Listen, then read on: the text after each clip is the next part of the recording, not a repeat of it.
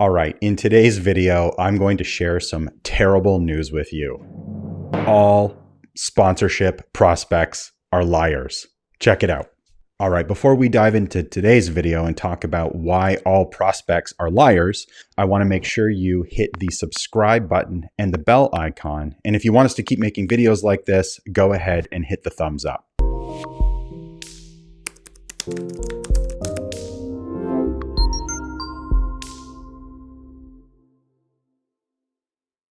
This video was inspired by a book written by Seth Godin called All Marketers Are Liars. I disagree with Seth. It's not that all marketers are liars, it's that all prospects are liars. Let me explain. My wife and I were out walking our dogs not long ago, and she turned to me and said, "Hey, how are your sales calls going today?" And I said, "They're going really well, but they always go well." I've never actually had a sales call where the prospect says, "I'm not interested, I don't want to work with you, please leave me alone and never call me again." Every single prospect I speak to says the same thing. "Wow, that sounds really interesting. I would love to learn more. Can you send me a proposal?" And on and on and on. So if you go by what every single prospect says to me, you would assume I have a 100% close rate. 30 to 50% close rate when we get to the stage of proposal submission is pretty standard. My close rate on proposals submitted is somewhere in the 40 to 50% range. So what does that mean exactly? It means that 60% of the people that I speak to in any given day are lying to me. So why does this matter to you as a sponsorship seeker? Simple.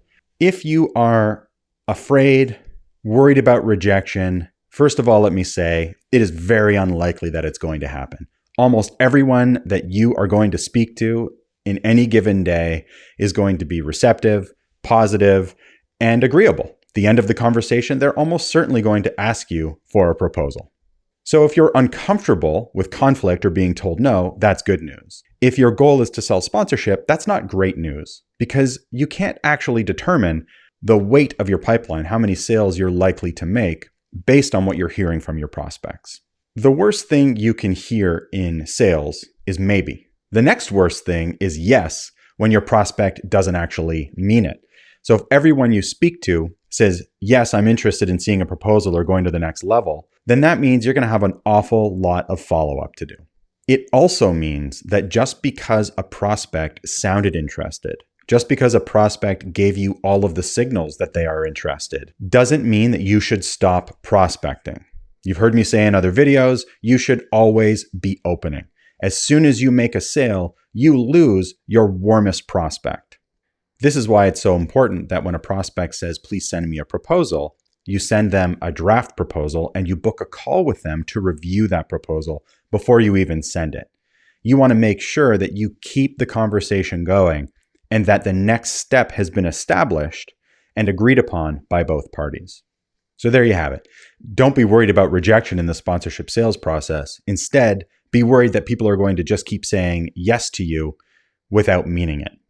And even if your close rate is 30%, which is excellent, that means 70% of the prospects you speak to are lying to you.